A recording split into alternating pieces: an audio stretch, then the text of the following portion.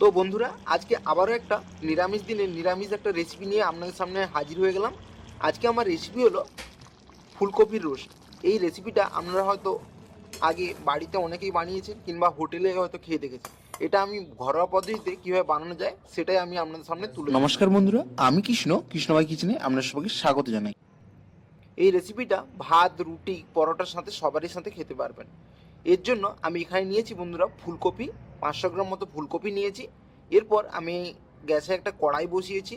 এই ফুলকপিটা প্রথমে ভেজে নিতে হবে, এর জন্য তেল দিয়েছি।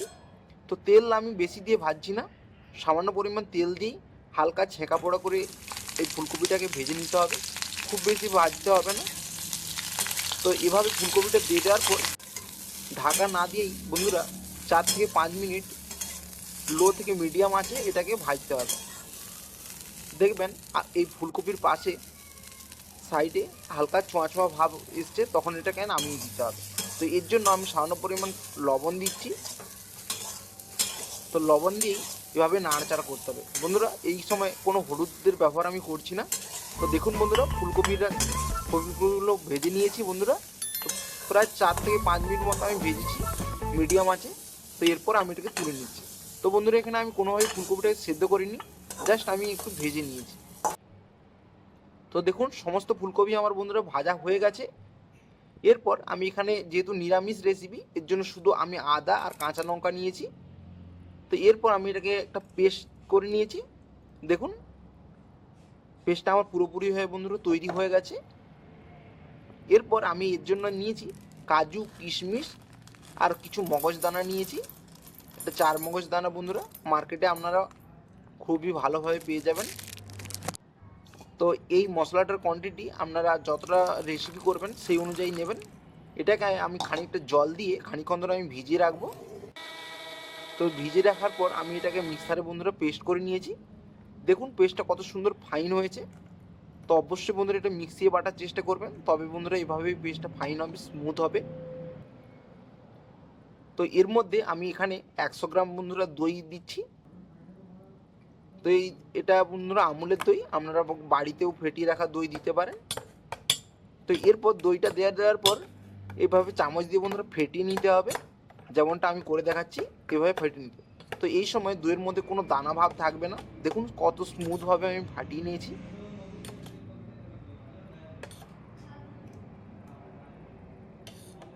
ফাইনালি আমার ব্যাটারটা তৈরি হয়ে গেল। আর এরপর আমি কিছু গুঁড়ো মশলা অ্যাড করছি, যেমন 1 চামচ মতো জিরে গুঁড়ো, 1 চামচ ধনে গুঁড়ো আর সামান্য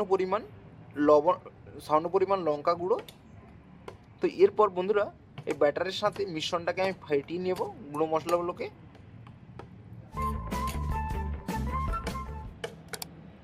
তো এইভাবে বন্ধুরা 1 থেকে 2 মিনিট মতো ফেটিয়ে নিয়েছি বন্ধুরা। এরপর আমি আবারও চলে এলাম মূল রান্নায়। এর জন্য আমি গ্যাসে কড়াই বসিয়েছি, কড়াই দিচ্ছি আবারও খানিকটা তেল।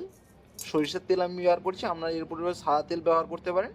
এরপর আমি এখানে নিচ্ছি কিছু গরম মশলা, যেমন দারচিনি, শুকনো লঙ্কা আর এলাইচি আর লবঙ্গ। তো এগুলোকে হালকা আঁচে বন্ধুরা খানিকক্ষণ ধরে একটু ভেজে নিতে হবে। এর থেকে যখন খুব একটা সুন্দর গন্ধ বেরিয়ে আসবে, তো সেই সময় আগে থেকে রাখা আদা আর কাঁচা লঙ্কার পেস্টটাকে দিয়ে দিতে হবে। তো এই সময় গ্যাসের ফ্লেমটা খুবই মিডিয়াম থেকে লোতে রাখতে হবে। তো আর এই মশলাটা ততক্ষণ কষাতে হবে ততক্ষণ না এটা থেকে তেল ছেড়ে যাচ্ছে। দেখুন বন্ধুরা, ইতিমধ্যে এটা তেল ছেড়ে দিয়েছে এবং তেলটা উপরে ভেসে এসছে, বুদবুদ করে ফুটে উঠছে। তো এই সময় বুঝে যেতে হবে যে আমার মশলাটা পুরোপুরি কষানো হয়ে গেছে, আর এটা কোনোভাবেই বন্ধুরা নিচে লেগে গেলে চলবে না। তো এরপর গ্যাসের ফ্লেমটা তো যেহেতু লোতেই আছে, তো এরপর আমি আগে থেকে ব্যাটারটা যে করে রেখেছিলাম সেটা আমি এর মধ্যে দিয়ে দিচ্ছি, দই আর কাজু কিশমিশের যে ব্যাটারটা। তো এটা অবশ্যই বন্ধুরা লোতে ধিমে আঁচে রেখেই ব্যাটারটাকে কষাতে হবে। তো এই মশলাটা প্রথমে বন্ধুরা হাই আঁচে দিলে এটা নিচে লেগে যেতে পারে আর এটা দানা দানা ভাব হয়ে যাবে, কখনোই বন্ধুরা এটা করবেন না। তো এইভাবে গ্যাসের ফ্লেমটাকে লোতে রেখে মশলাটাকে আমি কষিয়ে নেব। এভাবে বন্ধুরা 2 থেকে 3 মিনিট মতো বন্ধুরা ফোটালেই দেখবেন এটা গাঢ় হতে চালু হয়েছে আর তেলটা উপরে ভেসে এসছে। আর এর মধ্যে আমি স্বাদ অনুযায়ী লবণ দিচ্ছি।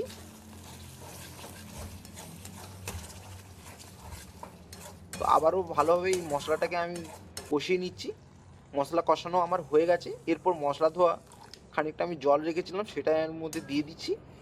জল দিয়ে আবারও খানিকক্ষণ ধরে এটাকে এই গ্রেভিটাকে ফুটিয়ে নিতে হবে।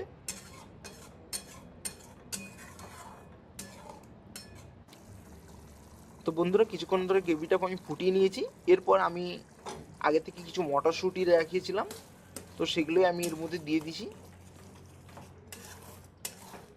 তো ওই মটরশুঁটির সাথে বেশ ভালোভাবে করে বন্ধুরা এটাকে ফুটিয়ে নিতে হবে।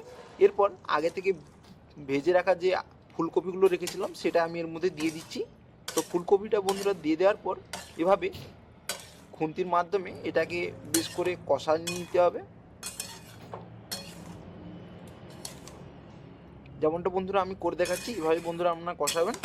তো এভাবে বন্ধুরা গ্যাসের ফ্লেমটাকে লো থেকে একটু মিডিয়ামে রাখবেন। গ্যাসের ফ্লেমটাকে একটু হাই করে বন্ধুরা এটাকে একটু ফুটিয়ে নেবেন। তারপর আমি এভাবে 2 থেকে 3 মিনিট ধরে কষানোর পর তারপর আমি পরিমাণ মতো জল অ্যাড করছি। তো জলের পরিমাণটা বন্ধুরা আমি বলে দিচ্ছি, যতটা আপনারা ফুলকপি করবেন তো সেই বরাবরই রাখবেন, লেভেল বরাবর, তবে এটা পারফেক্ট হবে। এরপর আমি এটাকে 4 থেকে 5 মিনিট মতো আমি ঢাকা রেখেছিলাম যাতে আমার এই ফুলকপিটা ভাজা হয়ে যায়। ফাইনালি বন্ধুরা ফুলকপিটা সেদ্ধ হয়ে গেছে বন্ধুরা, দেখতেই পাচ্ছেন। আর আপনারা হয়তো ভেবেছেন যে এই গ্রেভিটা এখন একদম পাতলা আছে। তো বন্ধুরা আমি আগে থেকেই বলি যেহেতু আমরা কাজু আর চারমগজের বাটাটা ইউজ করেছি, তো এটা বন্ধুরা এটা যখন বন্ধ করে রাখবেন তখন অটোমেটিক গাঢ় হয়ে যাবে। তো এরপর আমি এটা খানিকক্ষণ ফুটিয়ে নেওয়ার পর আমি এতে ঘি ইউজ করেছি বন্ধুরা। তো আপনারা অবশ্যই ঘি ইউজ করবেন, যে কোনো নিরামিষ রেসিপিতে অবশ্যই ঘি ইউজ করলে তার স্বাদটা বন্ধুরা বেড়ে যায়। তো আপনারা যদি না পছন্দ করেন নাও করতে পারেন, নাহলে অবশ্যই বন্ধুরা ঘিটা ম্যান্ডেটরি, অবশ্যই বন্ধুরা ইউজ করবেন।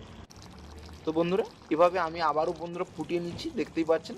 আর গ্রেভিটা ধীরে ধীরে গাঢ় হতে শুরু হবে। তো বন্ধুরা দেখুন গ্রেভিটা কতটা বন্ধুরা ঘন হয়ে গেছে।